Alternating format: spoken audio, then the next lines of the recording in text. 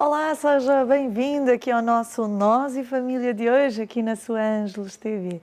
E aqui estamos nesta semana para vos trazer mais um tema interessante aqui para partilharmos no nosso Nós e Família. Cada programa sempre trazemos até si partilhas sobre a vivência familiar, desafios, enfim, esta caminhada de ser família sempre tem os seus desafios e nada melhor do que partilharmos para sabermos também como ultrapassar esses desafios que às vezes temos pela frente, como pais, como educadores, como marido, como esposa, enfim, como esse ser família. E há poucos programas falamos aqui um pouquinho com o Padre Nuno Santos, reitor do Seminário de Coimbra, e por isso quero desde já dar-lhe as boas-vindas. Padre, bem-vindo novamente aqui ao nosso Nós e Família. Obrigado pelo convite. E hoje vamos continuar um pouco daquilo que foi da nossa conversa da última vez, que falamos sobre a solidão. Hoje vamos falar sobre outro tema. Vamos falar da teoria de género e da complementaridade das diferenças. Mas, claro, isso tudo tendo por base a exortação pós-sinodal Amoris Laetitia do Papa Francisco, não é verdade, Padre? É verdade, o Papa Francisco, nesta exortação pós-sinodal sobre a família, pegou em muitos temas e conseguiu-nos colocar a nós, a todos aqueles que quiserem ler essa exortação ou discuti-la e trabalhá-la, a pensar e a refletir muitos temas que estão relacionados com a família e que muitas vezes nós não os discutíamos, ou então pelo menos não com a mesma profundidade. Portanto, também é um privilégio termos este documento e este texto, onde podemos também caminhar um bocadinho com ele. Nos ajuda também a refletir. E quero-vos começar por partilhar que Deus criou o ser humano à sua imagem e criou-os homem e mulher. Esta é uma afirmação do livro de Gênesis e o Papa Francisco disse que nem só o homem, nem só a mulher são imagem de Deus, mas ambos, como casal, são imagem do Criador. A diferença entre homem e mulher tem em vista a comunhão e a geração, e não contraposição nem a subordinação. Somos feitos para ouvir e ajudar-nos reciprocamente. Sem este enriquecimento recíproco, não se pode entender profundamente o que significa ser homem e mulher. E estas são palavras do Papa Francisco. Em que sentido estes dois seres, Padre, são esta imagem de Deus? O facto de nós sermos criados à imagem e semelhança de Deus é sempre um ponto de partida fundamental e muito interessante. E o facto de pensarmos que o nosso Deus tem como características, e pensemos na primeira carta de São João, quando se diz que Deus é amor. O facto de nós termos essa percepção de que do nosso Deus a identidade mais profunda não é julgar, não é condenar, não é ser sequer poderoso. O nosso Deus é o Deus que ama. E o amor de Deus é que é poderoso, é que cria, é que nos ajuda a viver. Então, esta referência do amor, que não é um amor egoísta, porque o nosso Deus é trinitário, portanto é um amor da partilha, é óbvio que é a referência que pode ajudar a ler a vida. O casal é um dos rostos mais brilhantes, se quisermos, mais profundos desse Deus, porque é exatamente na relação, e também nesse mesmo amor, que o casal pode ser quase co-criador, no sentido com Deus, de poderem também eles criar, terem filhos, de poder criar-se, recriarem-se na própria relação um com o outro, mas nesse amor que não se fecha e que há espaço para que haja vida. E, portanto, eu acho que por isso é um sacramento tão bonito e tão profundo. Culturalmente, Padre, ainda existe aquela ideia de que a mulher é mais frágil que o homem. Mas o Papa Francisco não nos diz isso, pois não? E o Papa Francisco não só não diz isso, como procura, inclusive, é que isso vá concretizando e tendo espaços diferentes, o papel da mulher na Igreja, mas muito da nossa experiência hoje, da psicologia, de todas as outras ciências, nos vão ajudando a perceber que a questão não é saber quem é que é mais forte ou mais fraco, nem sequer isso iria abrir outra porta, que é onde é que está a fraqueza e onde é que está a força. A força é a força física. De que força física é que estamos a falar? A fraqueza é a fraqueza física. De que fraqueza física é que estamos a falar? Uma mãe que tem filhos é mais forte ou é mais fraca do que um homem que não têm filhos, a própria dor da maternidade, do nascimento.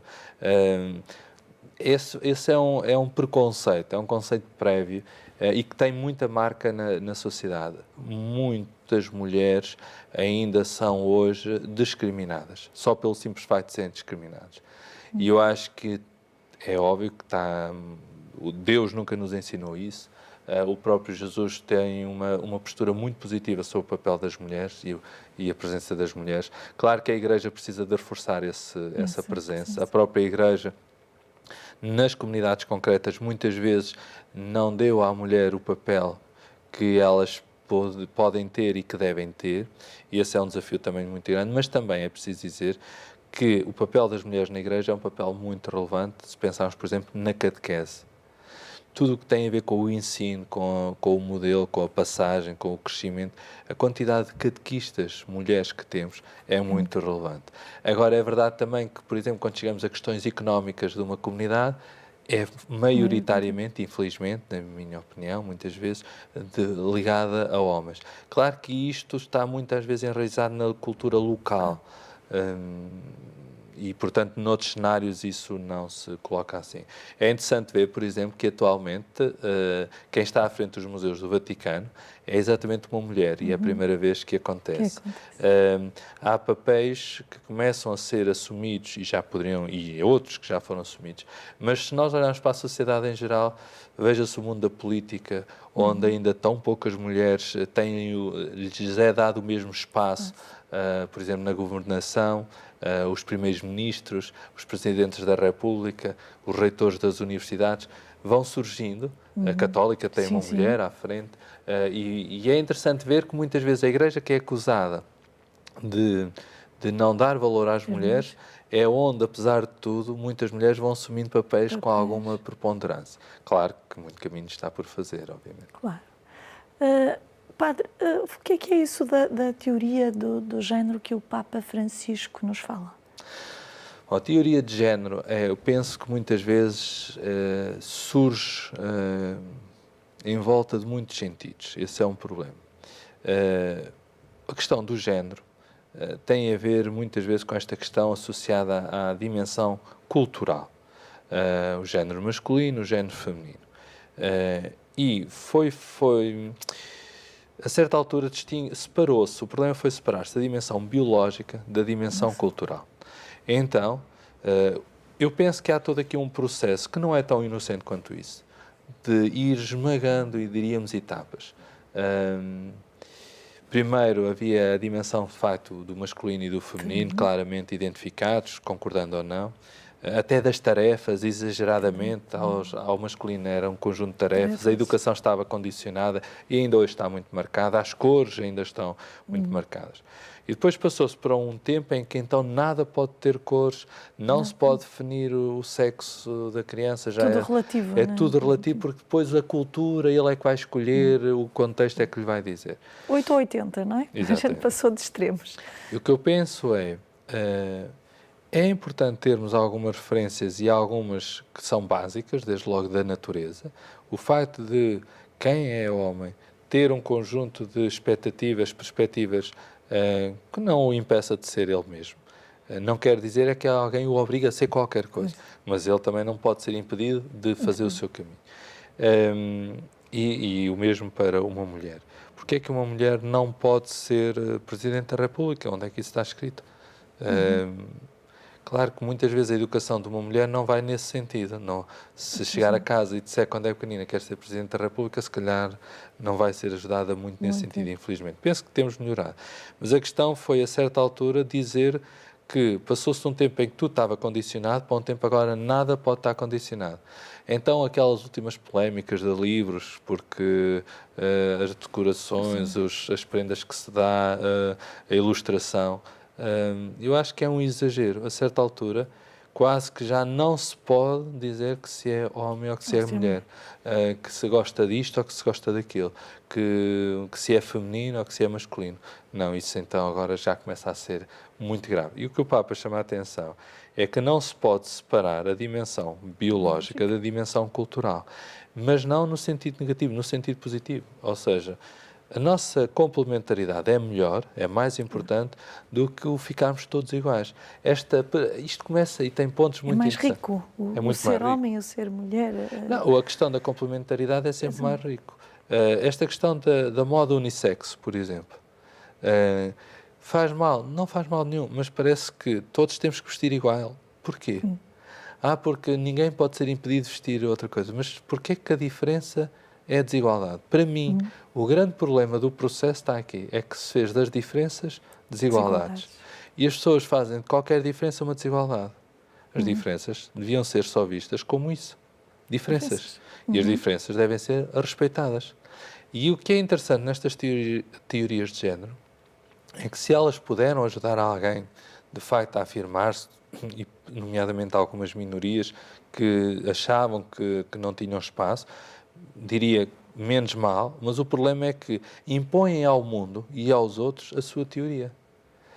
E é muito interessante, num mundo tão cultural, aquilo que eles defendem, que é o respeito, não seja exatamente aquilo que eles depois preconizam, que é o respeito pelos outros. Então, se uma pessoa, por exemplo, uma editora, faz uns livros que têm uma determinada perspectiva, que depois nem é tão real quanto isso, porquê que eu agora tenho que impor a uma editora que não faça isso?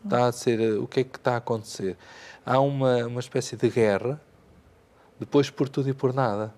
E essa guerra feita de por tudo e por nada, que eu acho que é uma má percepção. As diferenças são só diferenças. O mal é as desigualdades.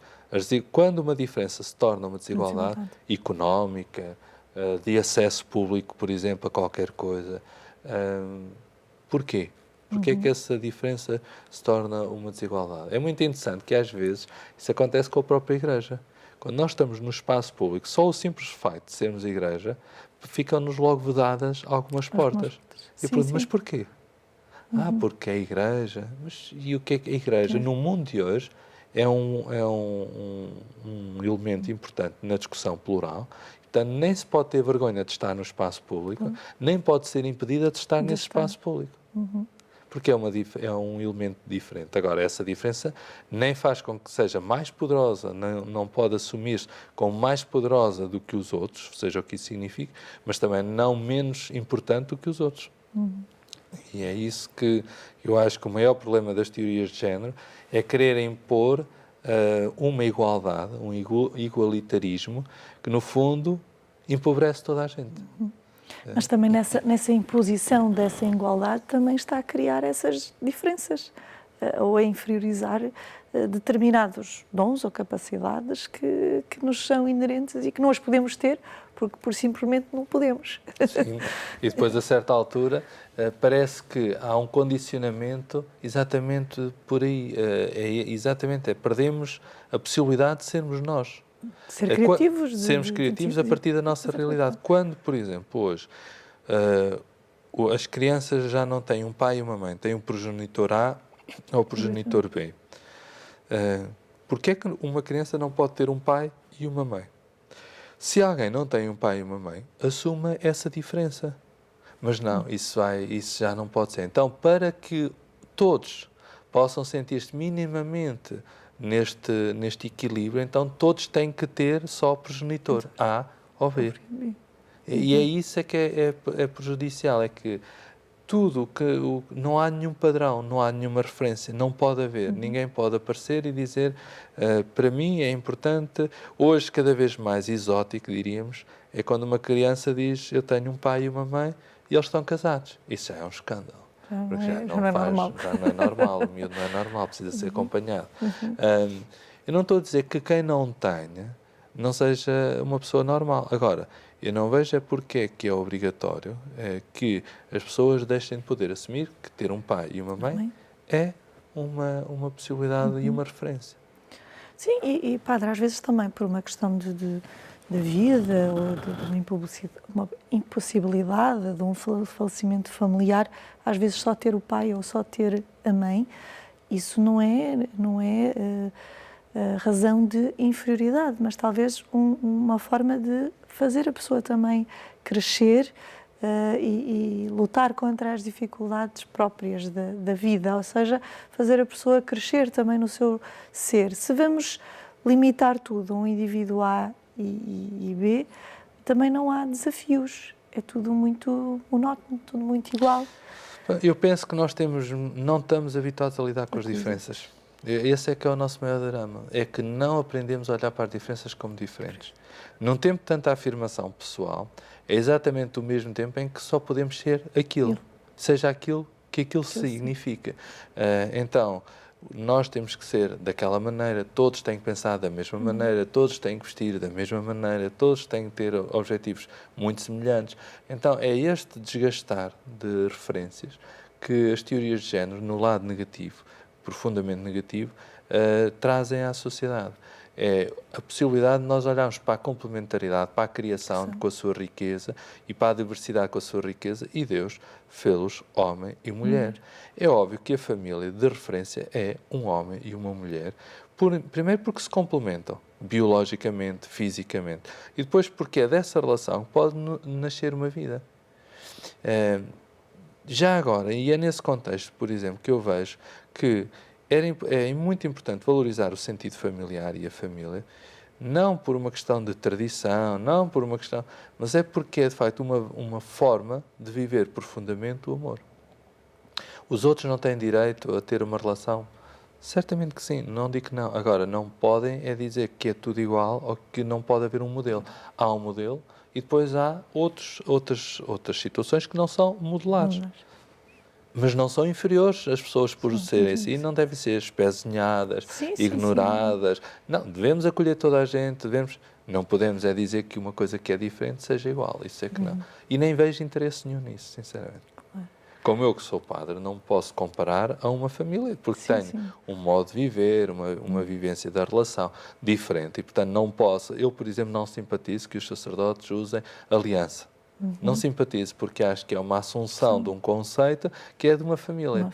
Claro que se pode andar com uma dezena, perfeito, pode andar como quiser. Agora, uma aliança, para mim, configura exatamente o modelo, que é a possibilidade de uma família que tem uma relação. E isso é que é a verdadeira aliança no sentido matrimonial. Claro que um padre tem a aliança com a igreja, tem uma aliança, certo, mas acho que não se deve formalizar num sinal desses, que é um sinal que tem uma identidade e que infelizmente agora vai perdendo identidade porque é assumida por outras realidades que, na minha opinião, não configuram essa identidade. Padre, vamos continuar aqui a nossa partilha, mas agora é hora de irmos a um curtinho intervalo. É o tempo do nosso telespectador poder tomar um copinho de água e já voltar aqui para a nossa companhia no nosso Nós e Família de hoje. Até já!